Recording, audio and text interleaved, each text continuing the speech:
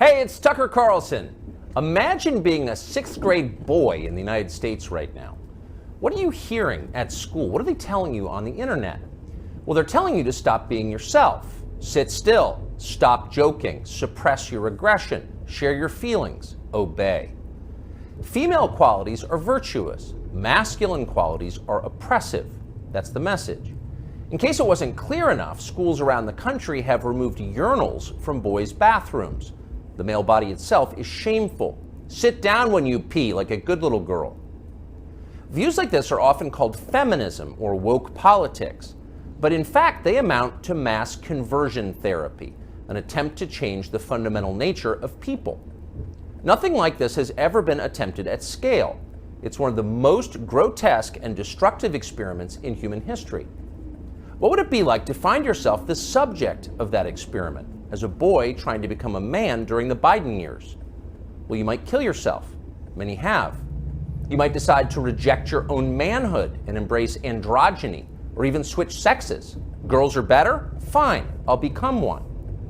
Or more likely, you might simply withdraw into porn and weed and video games and give up on your life before it's begun. You might retire at 19, a less dramatic form of suicide.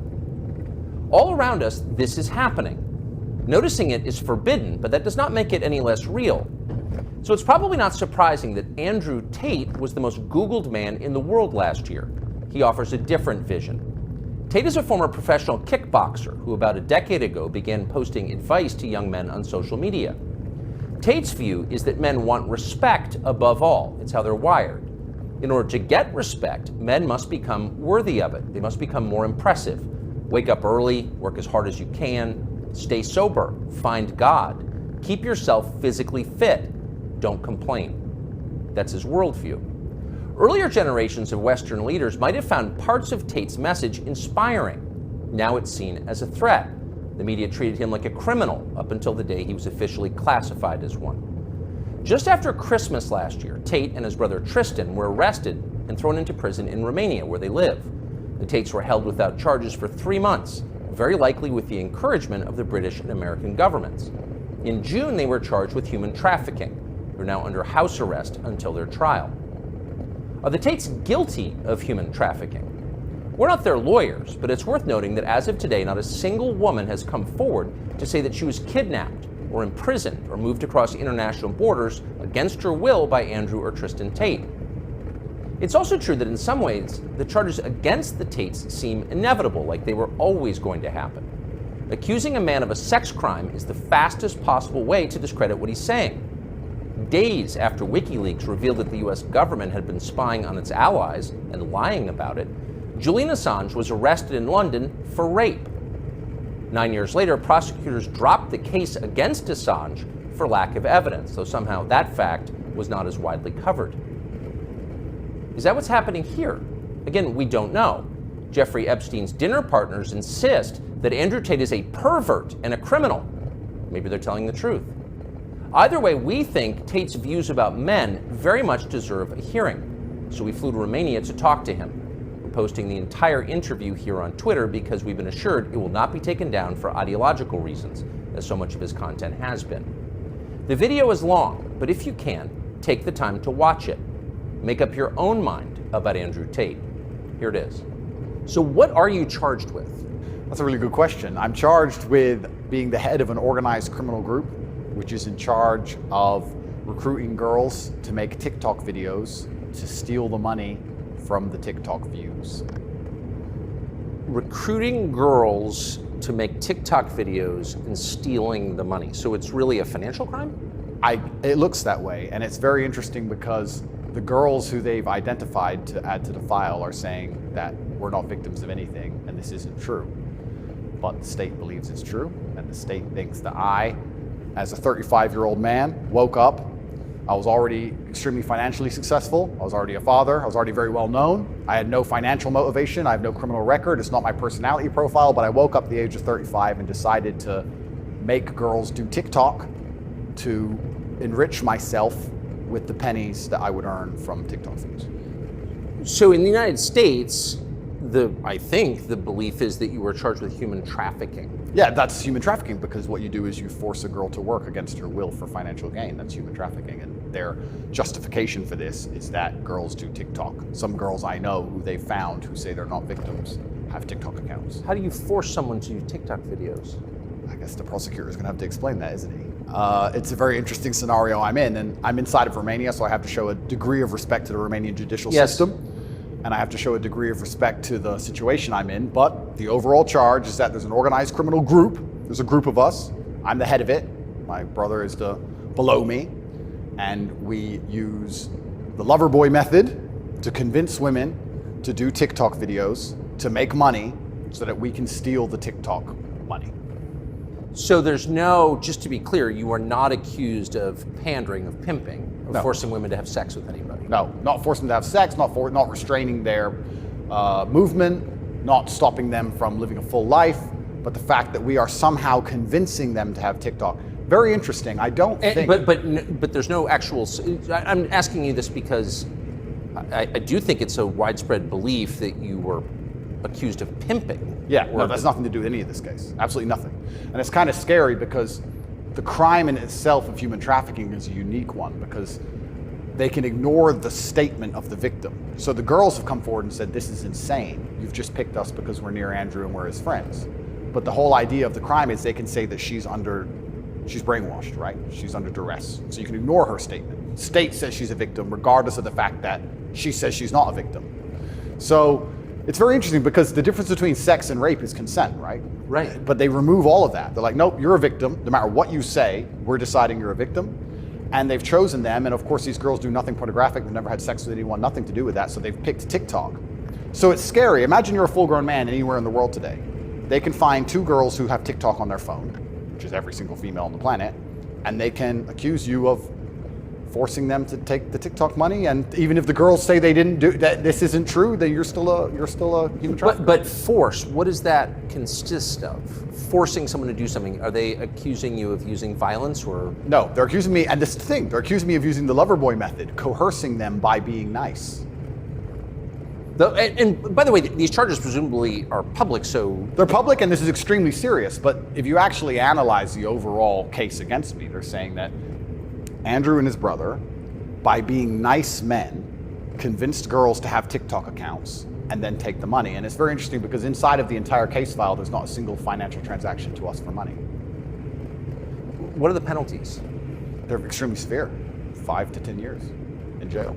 And I've already served, coming up now, 7 months in a form of jail. They can only So hold you are essentially incarcerated right now. Absolutely, I'm on house arrest, and that counts as jail. You can only be held 6 months without charge. I was initially picked up, thrown in a cell without charge, and I think the intention of the entire investigation at that point was to find the crime because they had very, very weak evidence. They contacted 2,000 people who know me or knew me. They tried very hard to convince some female somewhere to come forward and say something bad about me. The media machine, which works hands in hands with the justice machine, as you know very well, did exactly that. In fact, they offered bribes effectively. They'd call up ex-girlfriends and say, if you have anything bad to say about Andrew, we can pay you $50,000 for the story. And they tried very hard. They didn't find any evidence of anything. They then released me on house arrest, and then 2 days before the legal limit in which they had to drop everything, they charged me with whatever they had from the beginning, which is very little.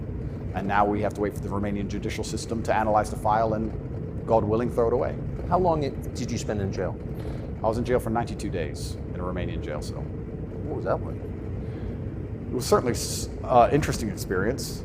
I won't lie and say it was easy. It was certainly very difficult. The uncertainty of it.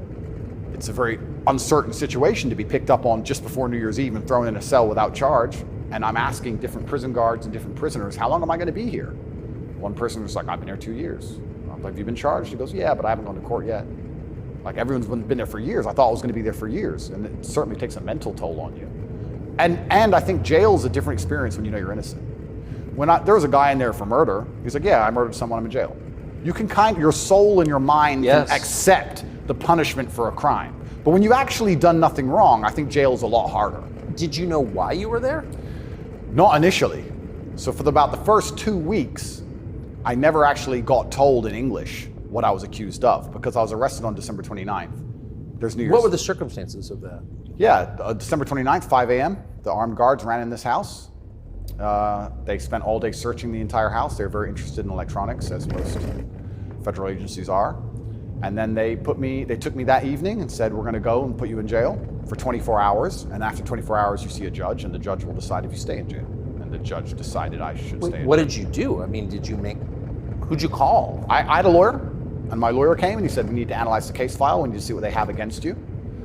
You're being accused of human trafficking. It's like, human trafficking? That's insane. Who? When? What? I went to jail, and then I was given all this paper in Romanian. I don't speak Romanian, although I live here.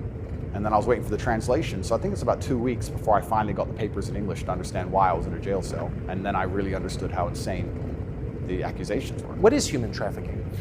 Yeah, so the overall, my understanding of it, they're saying that human trafficking is when you convince a woman to do something she doesn't want to do for financial gain. And there's different methods you can do that. You can do that through force, and you can also do that through emotional coercion. I think most people, just speaking from the American perspective, most people believe that human trafficking is effectively slavery, selling human beings. That's what I believe as well, absolutely. And this is the thing that's so interesting. When you finally end up the enemy of the matrix, and they use the legal system as a weapon to punish you for having an opinion, you realize how subjective the law is, right? Because it can be a weapon. When you have something subjective, you can just pick and choose. So if they sit and say, human trafficking is a woman doing something for financial gain against her will via emotional coercion. Well, he knows these two girls, they have TikTok accounts. Emotional coercion? Convincing her. That's what I'm accused of, because they have no proof of me doing anything wrong. So they said, he's convinced these girls to do TikTok for money. The girls have said this is not true, and the state is denying their statement, saying, no, you're brainwashed, it is true. And I went to jail. So how is the state, so the state is trying to coerce the women, so how is the state not committing human trafficking by the same definition? Well, absolutely, it's very interesting. It's very interesting that you can sit someone down and tell them they're a victim when they say they're not a victim.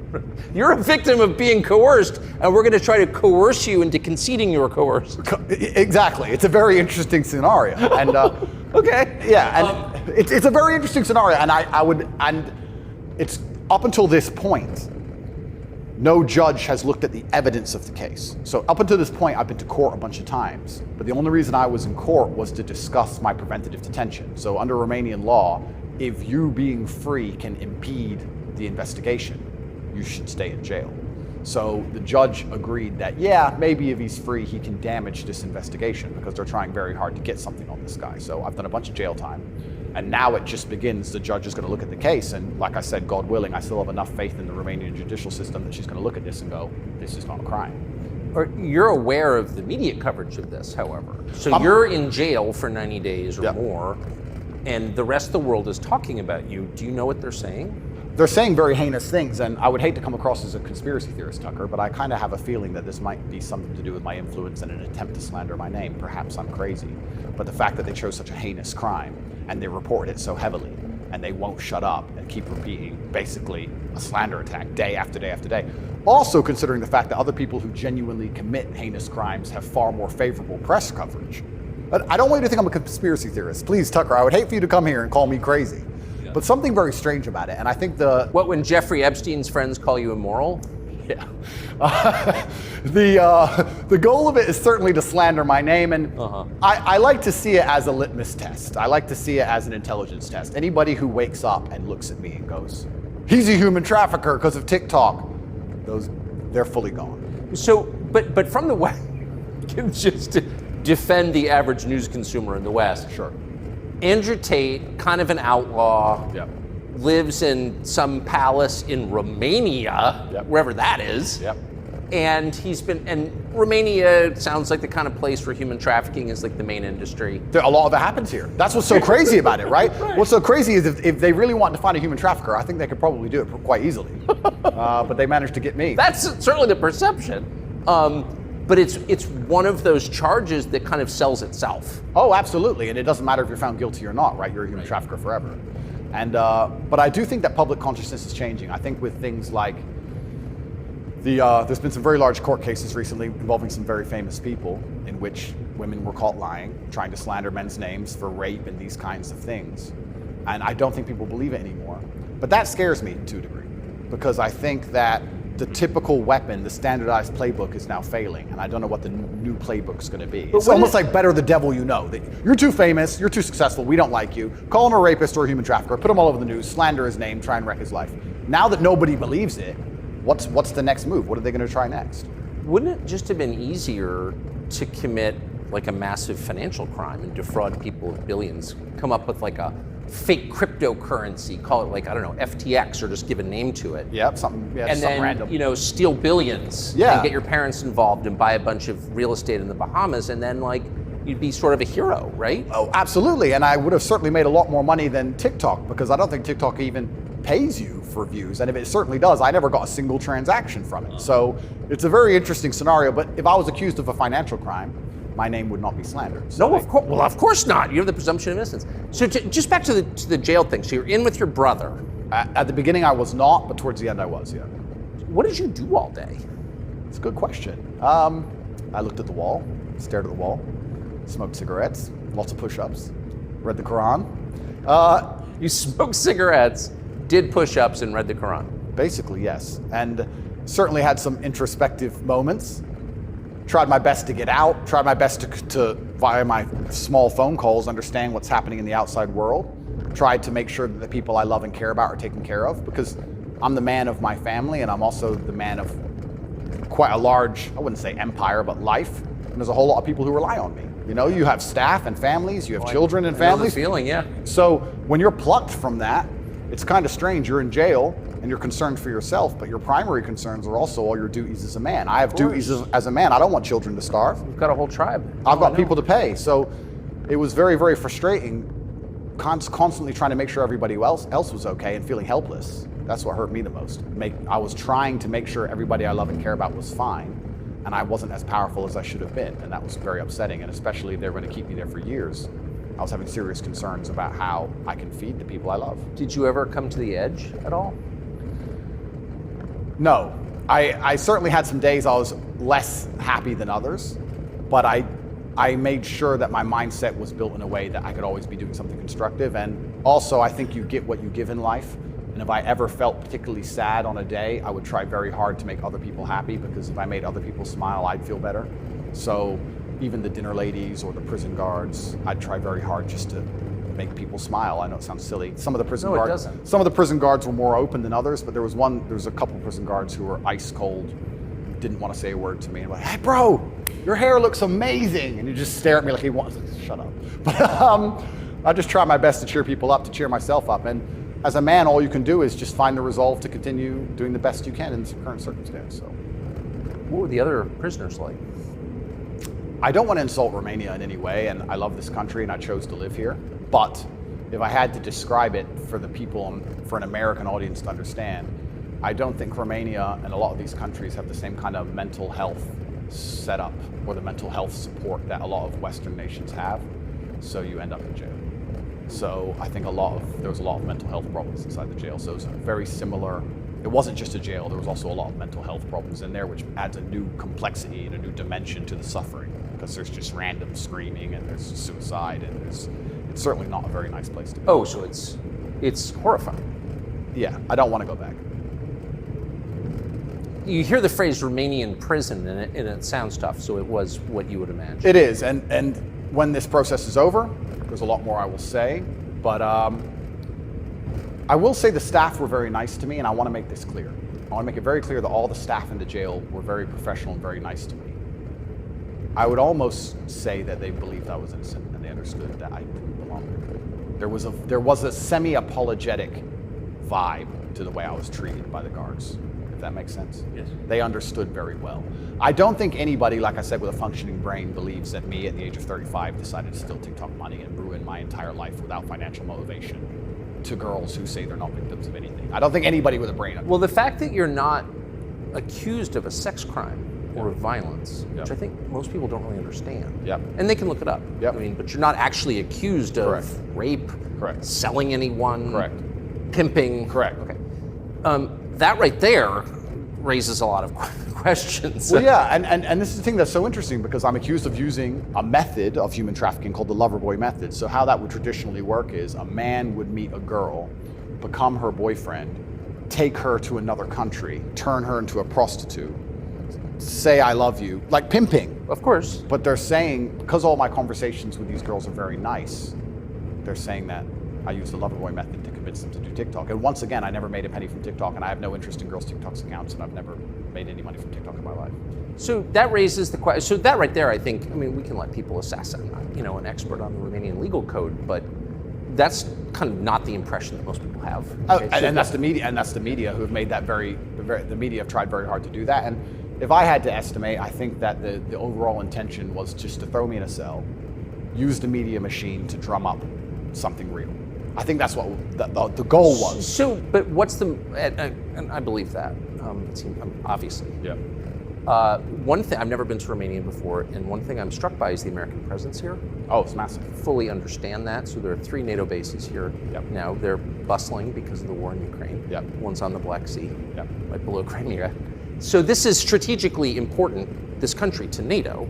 Absolutely. And so this is a lot less far away than I realized. It's much more American influence. Oh, absolutely. Do you think that played a role? Yeah, well, I think, and I don't want to get this incorrect, I think it's the 2nd or 3rd biggest U.S. embassy in the world. The U.S. embassy here looks like a prison. It's huge. They've got a huge embassy here, and even during Ceausescu, during the communism days, Romania was an ally of the West, even during communism. Yes. So yes. Ceausescu came to New York. Yes, that's right, yeah. So Romania and America have been very good friends for a very long time. I have to be careful what I say, but it's certainly very interesting what's happened to me. The American embassy were not particularly helpful, let's put it that way. They weren't very interested in me being locked up without charge. They didn't seem very interested in getting me out. But you're an American citizen. Absolutely. And so you're an American passport holder. correct. So I think the average American believes, perhaps falsely, that if you're accused of a crime in a foreign country, particularly a less developed country like Romania, you go to the U.S. Embassy and someone takes an interest in your case just to make sure that your treatment falls within, accepted standards of justice. Yeah, they came to see me, but when I was asking them what they can actually do about all of this, they weren't particularly helpful. I don't want to peddle conspiracy theories, and I've heard a lot of information, etc. But I wouldn't say they sanctioned it. I don't know if they had to sanction it, but they weren't particularly interested in getting me out. But at least they came to see me more than once. I mean, they kind of pretended to care. The UK embassy didn't even pretend to care. The UK embassy was, I really think they enjoyed it. They didn't. And you're a British subject as well? Correct. And this is the kind of thing, and I want to say this here, that's kind of frustrating for me, because Romania is my home now for 7 years, but I'm half British, half American originally.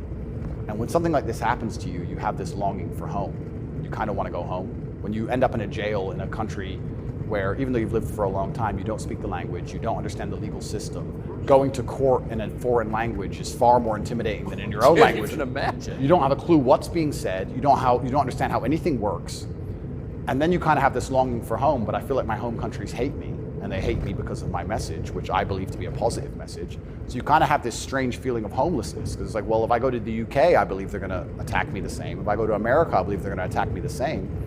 So where do you go? It's kind of scary. Where do you go? It's a good question. We're going to have to see. How did you wind up here? I moved to Romania. I came to visit a long time ago. Before anybody ever visited Romania, I came to visit, and I genuinely fell in love with the place. It truly is a fantastic country. I love nature, it has amazing nature. It's a very safe place. It has this reputation of being dangerous. It's not dangerous. It's very safe. The people are very good. The people are very conservative traditionally. It's almost like America was 20, 30 years ago. It's gorgeous. They have a bunch of nice restaurants and plenty of things to do, and I've never had a problem here in any way. Never had any issue with the law or with the other side, criminals, nothing, until this came out of nowhere. So it's been very strange. So what is it about your message, do you think, that infuriates certain people? Well, my message is traditional masculinity. My message is to stand up and say what you mean and mean what you say. And even going to the gym nowadays is an act of defiance, because when you have a man who's built with any degree of principle, you say no to things.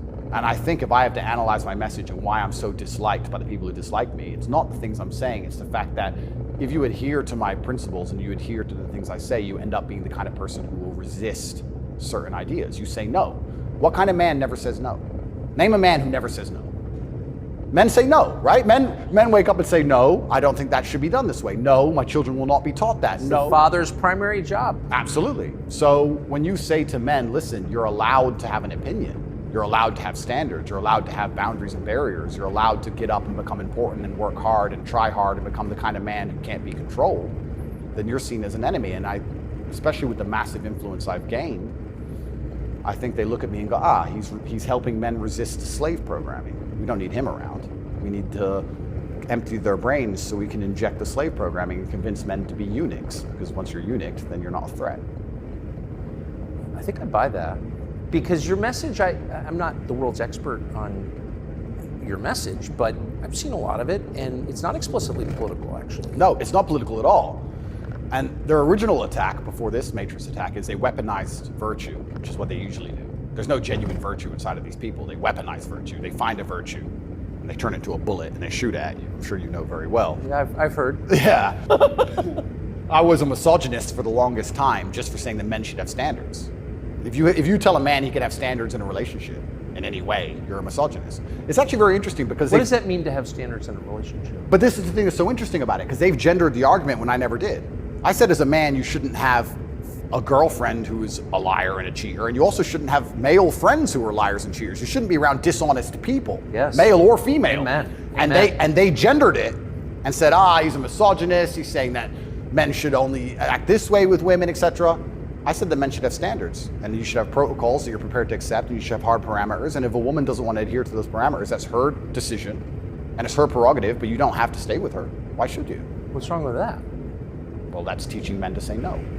They don't want men to say no. So are you arguing that it's better to be with a virtuous woman? I think so, yes. I know that's No, I'm serious. I mean, that seems I like am, Tucker. I don't want to. That seems like good advice. I don't want to come across as extreme, but yes, I am. And what's actually funny is I really believe most of the things I'm saying were accepted by absolutely everybody 15 years ago, 10 years ago. And now it's public enemy number one. And it's because of the mass influence I have. At one point, I became the most Googled man on earth. At one point.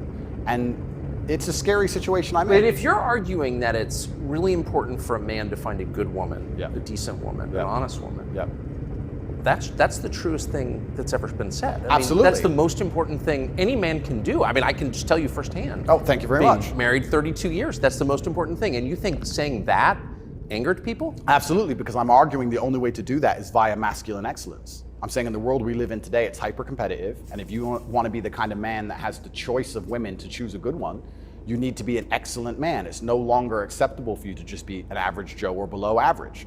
You have to get up and you have to work hard and you have to be smart and interesting and you have to be charismatic and make some money and be in good shape and you have to try very hard. And unfortunately for them, if you follow that path as a man and you become successful in those realms, you end up being the kind of person who resists enslavement. You become the kind of person who wakes up and says, no, I don't believe in that. That doesn't make sense to me. I can't imagine a better message than that. If you want a good society. So then you have to argue and sit and say, do these people want a happy, functioning society or do they want something else? What do you think? I think that I would never kill myself. And I also... Just throwing that out there? And I also think that when you want to conquer a society, you kill the military-age males. That's what you do. That's the first thing they've ever done. They walk in and all the men have to have their throats cut. They can't perhaps do that, but they can certainly cut your balls off. And then you can't resist. And I think there's certainly a movement to ensure that there's very little resistance left inside of the number one demographic which is required to resist oppression, which are military-age males. And they don't want those kind of people waking up with any kind of self-respect or standards, or to say, no, I don't accept this. I do not need a ninth injection. They don't want that. They want you to sit and say, I don't need it, but the news said so, oh well. So in the one interview that you and I did, you had a line that I've been thinking about ever since. I thought it was so interesting. I never thought of it before. You said that a lot of people went along with the vax, and that you didn't judge them because facts change.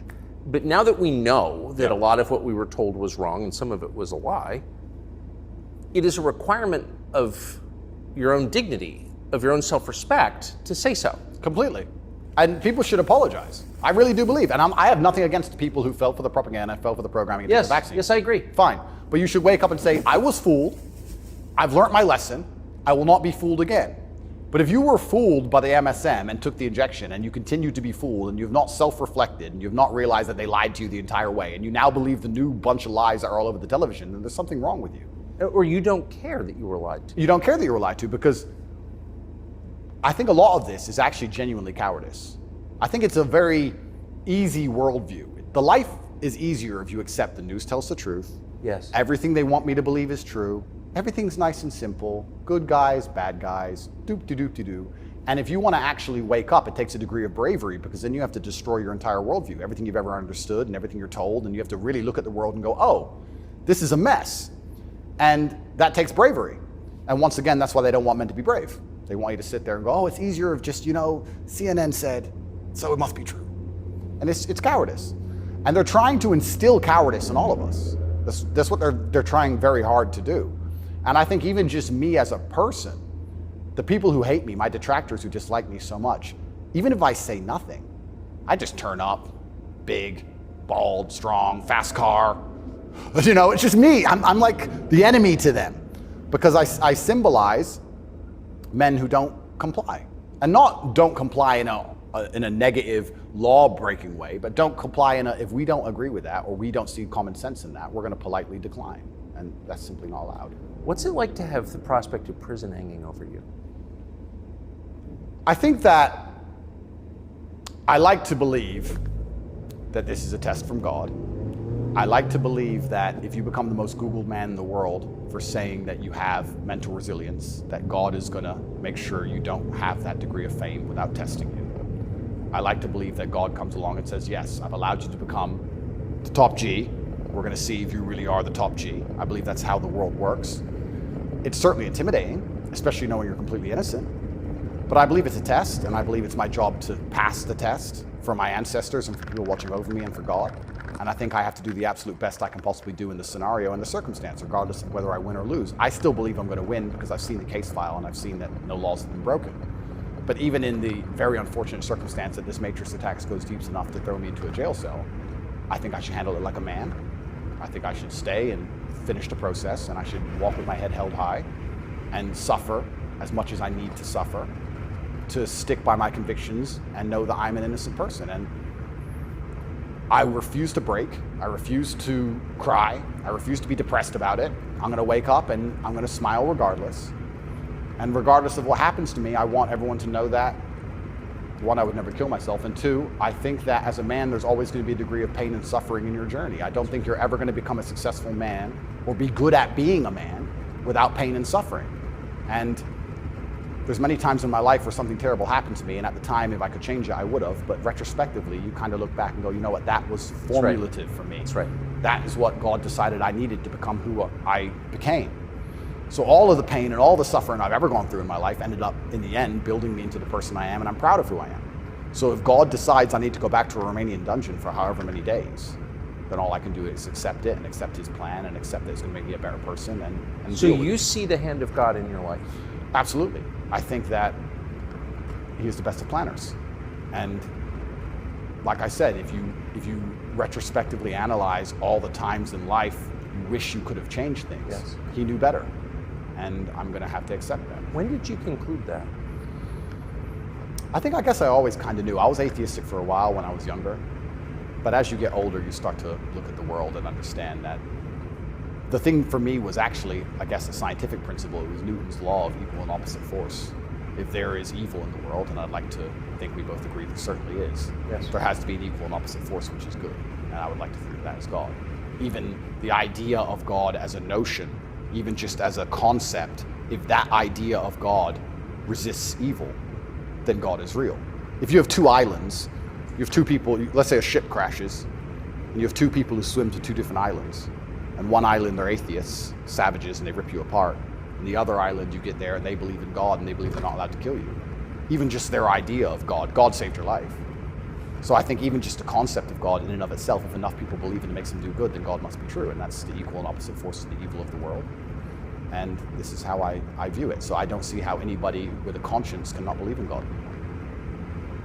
That's such a profoundly different worldview from the one that we're presented with, I think. Do you think that's maybe the division in the West between people who who see those forces at work and those who don't? I think the West is actually split between people who think and people who don't think at all. I think the people, there's no such thing as these two opposing worldviews. I think people believe there's worldview A and worldview B. I disagree with that. I think there's worldview A, the good guys, which are primarily people who do believe in God, do have parameters, do believe in standards, do believe in self-respect, do know how to say no. And there's worldview B, which changes day by day, based on what they're told, which means they have no real worldview at all. They just repeat. And they have no standards and they have no parameters. There's nothing you can tell them that will make them wake up and go, that's wrong, because they have no inherent morality. So you can say bestiality is accepted and encouraged now, it's good for you for climate change. And they'll sit there and go, oh, for climate change, well, off we go. And they'll just do it. So I think you have a camp of people who think, and you have a camp of people who repeat. And I don't think there's actually the opposing side to the good, I don't think function as a thinking populace at all. I think they simply repeat. It feels like the conflict between those two groups is getting more intense. It's certainly getting more intense, and it was interesting for me because, and I want to be an optimist, but I lost so much faith in humanity during COVID. If you would have told me how COVID would have gone down before COVID, I'd say, no way. We're not that bad. I thought the people aren't that dumb. But when I experienced COVID, it's actually scary. You see how the Nazis managed to do what they did. You see how they managed to put people in concentration camps. You see it. And I had a very unique view of COVID because in the first days of COVID, when people were falling over in China and the Italian hospitals were overrun, at the height of the panic, when most people believed, because it was the very beginning, early stages, my brother and I had a very logical conversation and said, we're two military-aged men in very good physical condition. If we die of this, the world's over. If it can kill us, it's zombie apocalypse. So why are we gonna live in fear? So we found the only two countries that were open, which were Sweden and Belarus. We had just been to Belarus. This is before the Ukraine war. We'd just been there. We decided to try Sweden. So for the first 3 months of COVID, during the height of lockdowns, when Florida was closed, when it was I remember. Yeah, when it was the craziest lockdowns globally, me and Tristan are in Sweden in absolute freedom. They had no restrictions, no masks, no vaccine passports, no social distancing, nightclubs are full, restaurants are open, perfectly complete normal society. Nobody talks about this anymore. Nobody talks about, wait, Sweden never did a thing. Everything functioned perfectly fine the entire time. And they don't have it. Where's their where's their their winter of severe illness and death? Yes. They never had one. It's a cold country, never had one. So we were living in Sweden, living completely normal lives, seeing the internet and seeing this insanity, and we're like, well, surely if we just put up a few videos of us partying in Sweden in nightclubs, this will wake people up. People ignored their own eyes. That's the scariest thing about everything, is that they can get to a level where, with the media machine, where people will genuinely ignore their own eyes. I don't understand how you can get people so brainwashed that they will see that the sky is blue, and then they'll watch that the sky is green, and then they'll look at it again and go, the sky's green. It's crazy to me, but COVID proves they can do that. And that's why the war is getting so intense, because the principled people are saying, how can you still believe in the things that you're saying? Here is all the logical, empirical evidence that that is a lie. But these people are ideologically brainwashed, and they don't want to take enough. They don't have the bravery it takes to wake up and accept that they're being lied to. So they'd rather just, to the end of time, repeat what they're told. And it becomes more and more intense as it becomes more and more ridiculous. That's so scary. As it becomes more and more ridiculous, the more intense both sides get. Yes. Right? So what the future holds, I'm not entirely sure. But I like to believe, even my current charges, I found solace when I was in jail, that the thinking people are looking at this going, something about this doesn't seem right. Well, I mean, it is a little bracing. I mean, when I discovered, I was sympathetic to you already, but a man's accused of human trafficking, it's worth finding out what he's accused of. And when I discovered that there was no actual human trafficking charge, that's not actually human trafficking, I don't care what you call it, you weren't buying it, even accused of buying and selling anyone, then the next conclusion you inevitably reach is, they don't like the guy, they don't like his views, which is fine. They're gonna send him to jail for that. Yeah. That does seem like an escalation. Absolutely, but if they don't like your views and you're inspiring millions of people to resist slave programming, you become a threat. Like, they discuss me. But you can't send a guy to jail because you disagree with him. You shouldn't. But even before I went to jail, the members of parliament in the UK were talking about me and what a dangerous role model I am for young boys. So they launched this initiative inside of British schools to ban me. My name can't be said inside of any British school. And members of parliament were standing up in parliament saying, Andrew Tate is dangerous. He's encouraging young boys to have misogynistic views, because I'm literally telling young men to go to the gym and to stand up for themselves and believe in themselves and believe in something. And by extension, you look at some of the sexual education books these children are being given, which I believe at age 9, I don't think a child needs to learn about anal sex or any of these things. Probably not. Yeah, probably not. So they're pushing that to the children, but I'm banned. Well, they're also pushing weed and video games on boys. Oh, completely. And you can listen to rap music about killing people all day long, and there's a whole, and Lil Nas, he can have sex with the devil in his music videos, that's fine. But I'm dangerous for saying go to the gym. And once I realized what was scary to me is, I said this to my brother, I said, once the parliament's discussing you, you're basically considered a national security threat at this point. You're a threat to national security at that level. And then all bets are off. Right? What about the UK? So the UK has become more authoritarian than anywhere in the Persian Gulf. Correct. How did that happen? Yeah, and it's, like I said, it's very interesting because people still, the people in Camp B who don't think, a lot of them believe that the law is fair. I've had people say to me, oh yeah, what they're doing to you is garbage. Well, you need a lawyer. So, well, yeah, I do need a lawyer, and I do have a lawyer. Thank you.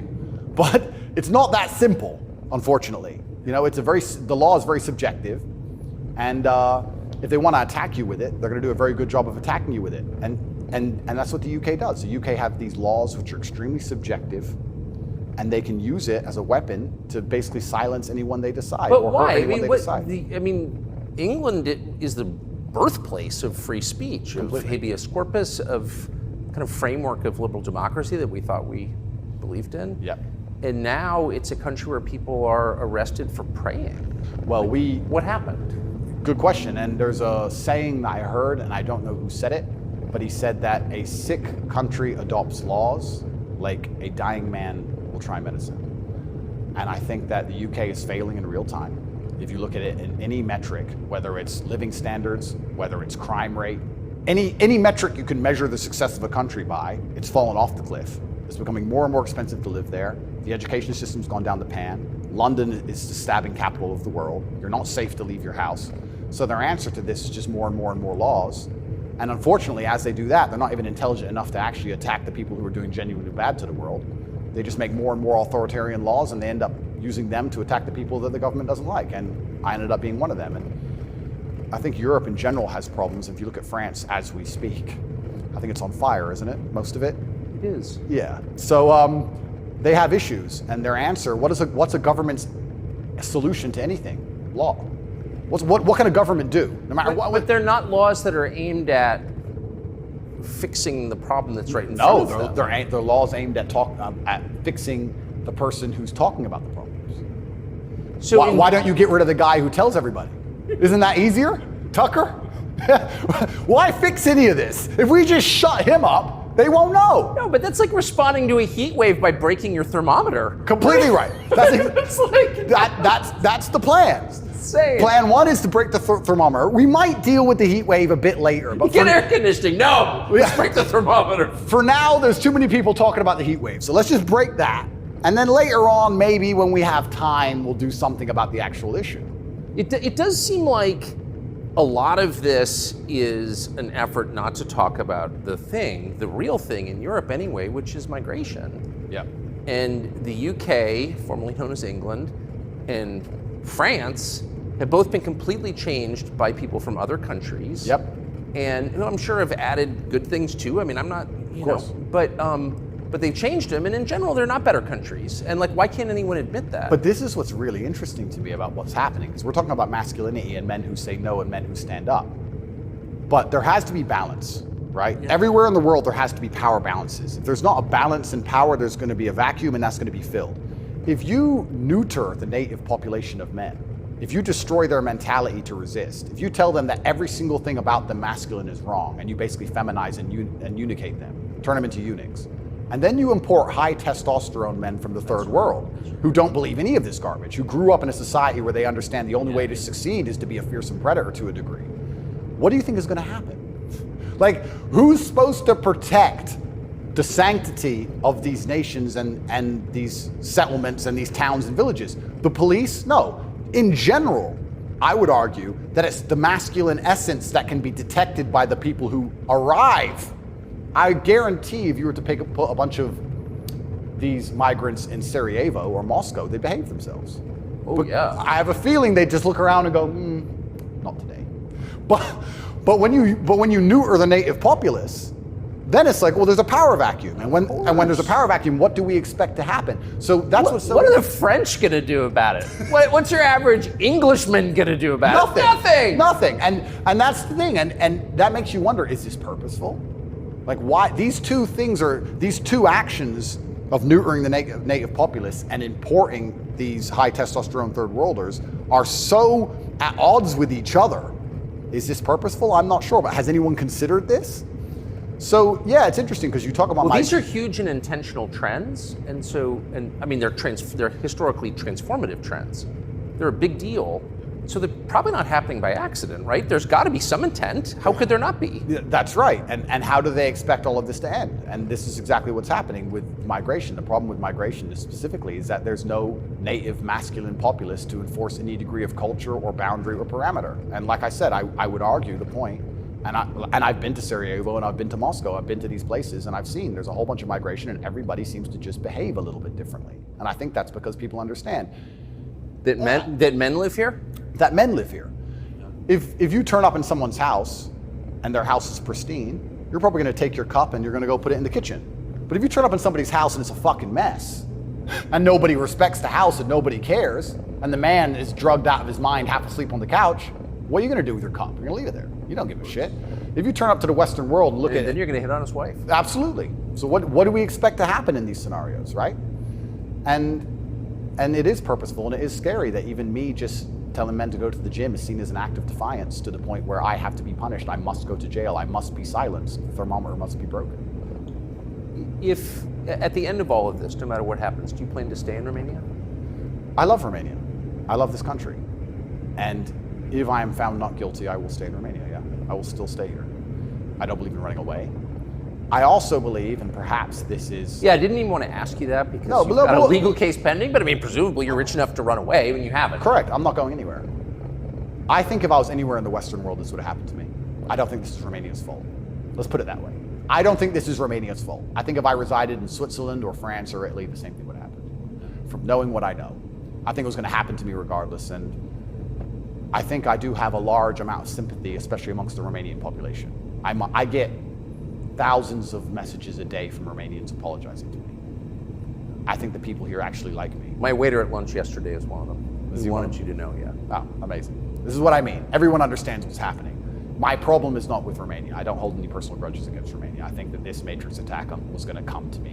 What is the Matrix? Good question. I guess some Americans call it the deep state, but I like to look at it in a more global way. When I say the Matrix, I think there are certain agendas which are being pushed. I think the media machine and the judicial systems of the world work together hand in hand. I think the goal is to control people's minds to a point where they don't discuss anything that's important. The reason I use the Matrix is because I've watched that movie a few times and it has so many similarities to the... Have you seen the movie? No. You've never seen the movie The Matrix? No, I don't watch any movie. Tucker. I don't want to talk about it on camera. No, I'm very dyslexic and it's hard for me to watch video. Got it. Honestly. Understood. But there's so many similarities, and the basic premise is that humans' minds are controlled and put inside of a false reality so that their body heat can be manifested for the machines. And I don't think it's much different to reality. Our minds are controlled, we're put in a false version of reality, we're told things that aren't true, we're arguing over things that don't matter, we're observing a false version of events, and the goal of it is just to distract us long enough for our bodies to be used for the machines, to soulless. And I think it's pretty similar, striking similarities. And even then, there's a bunch of other similarities which are difficult for me to explain. You haven't watched the movie, but there are agents inside of the Matrix, and the idea of the agent, the purpose of the agent is to make sure that nobody understands how the Matrix really works and to wake anybody's mind up. They want to keep you asleep.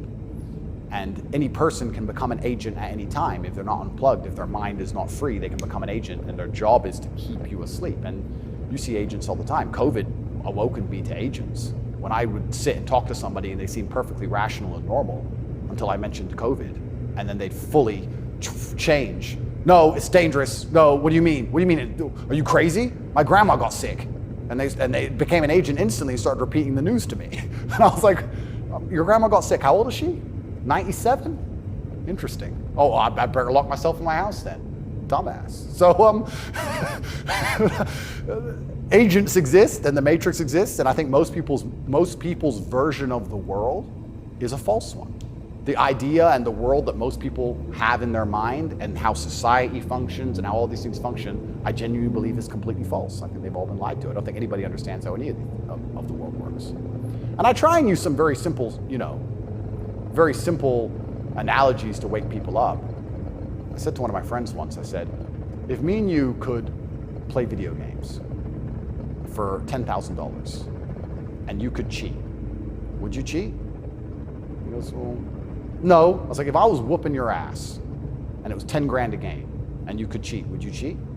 He goes, yeah. I was like, all right, so you accept that people cheat to win in a video game for a menial amount of money. You think they're not gonna cheat for something that matters? I think so. They're not gonna cheat for something important? You understand what I'm saying? Oh, yeah. Yeah, so How about to get the most important job in the world, President of the United States? I would never kill myself. I mean, people kill each other over insurance fraud. You don't think, right? Yeah. Yeah. So when you actually understand how the world really works, what was really interesting? I remember there was this big military coup was it Myanmar or Burma? One of these. There was a big military coup like a year ago or something. And nobody really cared. They mentioned it on the news a little bit. And I looked at it and I looked into it. And they were talking about how the two political parties were almost 50-50, and then in the 90s, something changed, and now one political party just smokes the other one, and the military took over to restore democracy and all this stuff. It's very interesting, the voting machines they used. Really interesting. Something to look into. A lot of countries like that. Philippines, also true. Why do you think support for the war in Ukraine, support for Ukraine's side in the war against Russia, support for a war against Russia in the West, is kind of the bottom line issue for the people who run the U.S. government and for the American media? Why? I mean, I guess you could argue about it, Yep. but there isn't an argument about it in the United States. There's a position, and anyone who doesn't hold it is attacked and punished. Why? Why is that so important? Well, the first thing I think we should all do is I think we should all give Putin credit for curing COVID, right? Because when his invasion happened, COVID went away. So thought about that. Think about it. It's almost to the day. So we have to give him some credit at least for doing that. He may be the bad guy of the world, but at least he cured COVID for everybody, nearly instantly. Fair. Thank you, President Putin. Yeah, I, up until this point, never really commented too heavily on politics. Yes. But I understand very well, I like to believe what's happening with Ukraine and Russia. And what I will say to the people who are watching this at home is that if you are naive enough to believe that there are good guys and bad guys in wars, and it's as simple as good and bad, and that the bad guys are crazy, and the good guys want freedom, then you need to do a little bit more investigation into what's really happening. And when you look at the vested interest of any country or any person. Can I just ask you to pause and just comment? That's the truest thing, what you just said. That is and anyone who doesn't understand that should shut the fuck up. And I mean it, having seen war. Anyone who's telling you that it's Churchill versus Hitler is an idiot. Well, I'll give you an example. When my father was still alive, Excuse me. Yeah, no, it's true. When my father was still alive, my father died 6 or 7 years ago. I was a lot younger. The war in Afghanistan was going on. He died 6 or 7 years ago. How old was he? 56. Oh gosh. Yeah, sorry. he died. But the war in Afghanistan was going on. And I remember asking my dad, saying, why do the Taliban even fight and resist the American war machine? They don't stand a chance. Like, why are these terrorists even fighting against the American war machine? And my dad said, they're fighting for their way of life. They want their wife, and they want their children, and they want their society and their language, and they don't want pride flags, and they don't want American bullshit, and they don't want to be told what to do. And they're fighting to be a culture and be a people which is independent in and of itself. Like, they're not the bad guys you think they are. They're people who are like, why are you here? What do you want? We don't agree with that. That's against our holy book. Fuck off. Right? So even there's no such thing as good and bad in any war. And people. Who was your father? My father was a chess master. He worked for the CIA when he was a linguist for the CIA, and then he was American. He was discharged, and for a story I won't tell, but he was a chess master, and it's very interesting. I encourage people to look at his Twitter. He still has Twitter, @Tate Terrific, and everything he was talking about 11 years ago is so important now. 11 years ago, no one cared about. We had the Donbass in 2014. People cared. Yes. People cared a bit, but he was literally. He predicted the future. You want to see how chess players can see the future? Read his Twitter. Everything from LGBTQ, why they need your kids because they can't have their own, to the war that's coming and how Europe's going to have an energy crisis, to the letter. It's all on his Twitter. It's amazing to read. It's like you could tell the future. 10 years ago, no one talked about any of this stuff. Did he live in the U.S.? Yes, he lived in America. Fascinating. Yeah, it's crazy. But he was telling me about a lot of this stuff even when I was a lot younger. And as we said, there's no good guys and bad guys. But when you have a vested interest in something, I think that people are relatively simple. You're talking about why the American government has such a vested interest in this war. Which is not good for America. Which is not good for America. So is it, well, we can say it's for money or we can say it's for power. What else would it be for? What, is it really for freedom and democracy? Well, I think that's already been destroyed by Zelensky, hasn't it? So yes. What is it for if it's not for money and power? And then you say, well, who's the money and the power going to? These are logical conversations. This is a very logical thought process. I agree. You know, wouldn't it be interesting to say, okay, I woke up, I'm an American. I would never kill myself. I woke up, I'm an American. Why does America care? Well, I guess it's for money or power. There's no other reason. Okay, well, America wants to be a rich, powerful country. That's fine. Is the money and power going to America, or is it going to a select few individuals? Are those select individuals interested in me and my life? Do they care about benefiting me?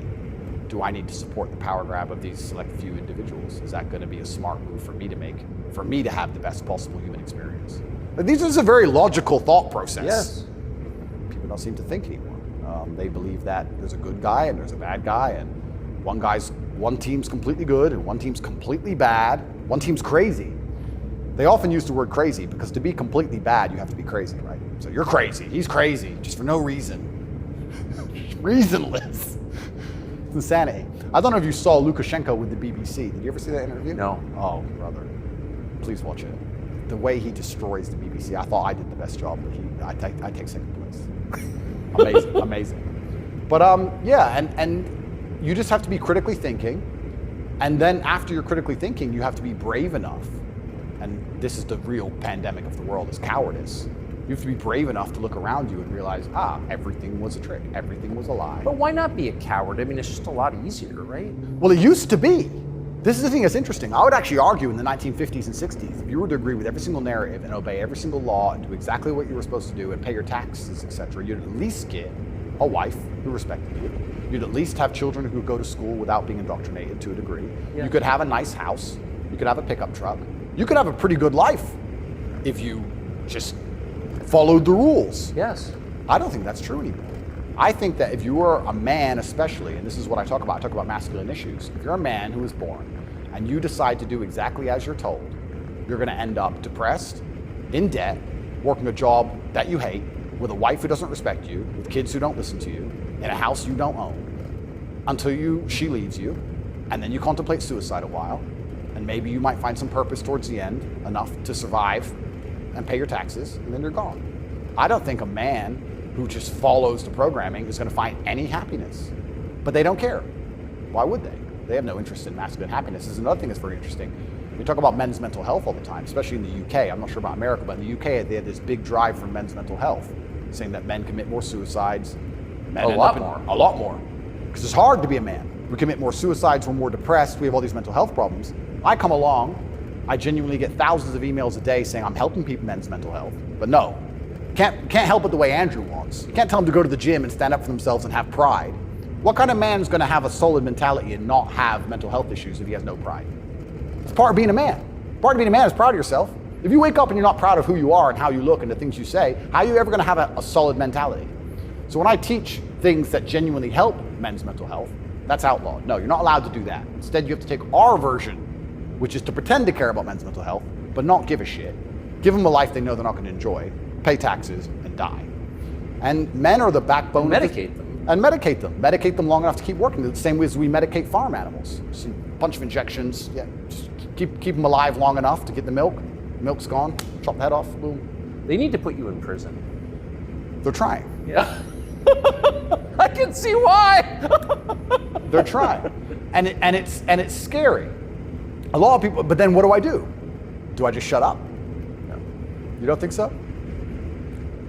No, you can't shut up. I mean, because in the end, your self-respect, your dignity is the only thing. That's right.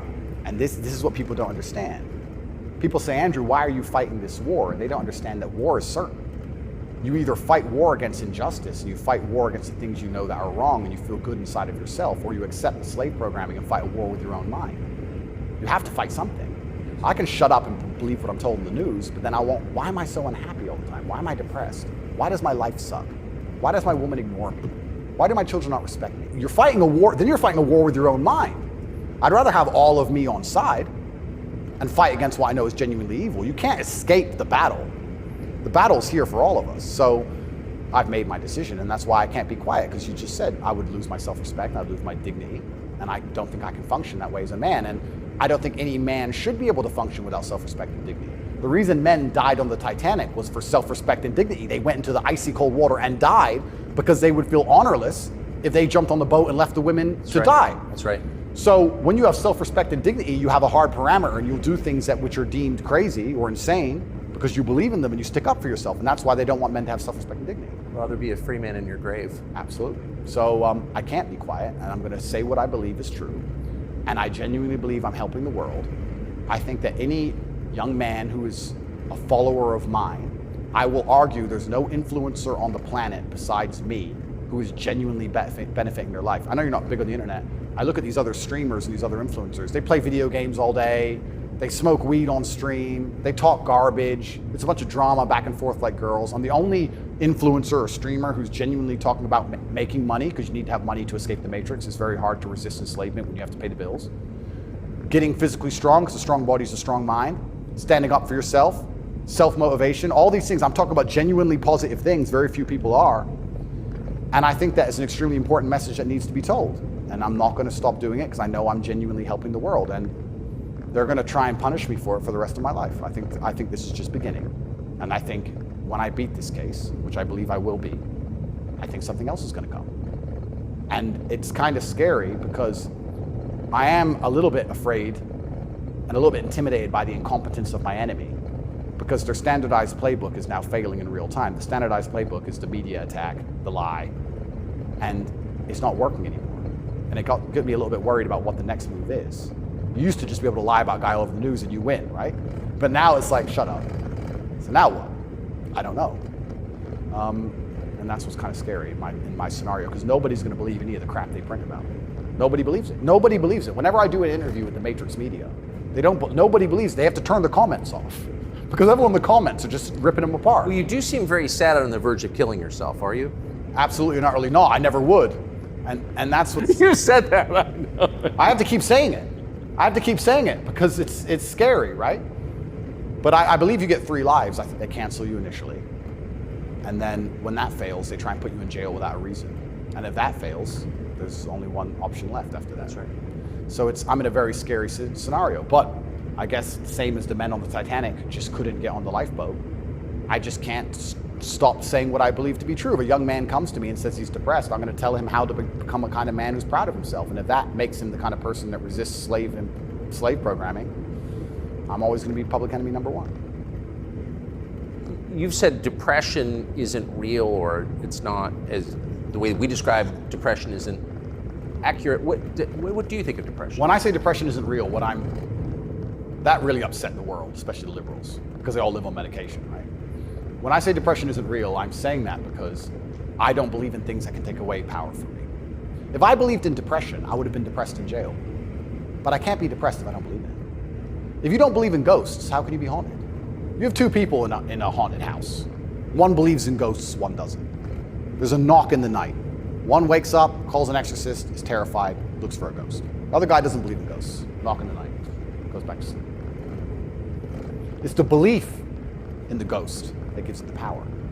If I don't believe in depression, I believe in feeling depressed. Sure, we're humans, we have emotions. Sometimes we feel depressed, sometimes we feel happy. I don't believe in the idea of becoming a depressed person who has depression. I don't believe in that. I don't think that's possible for me.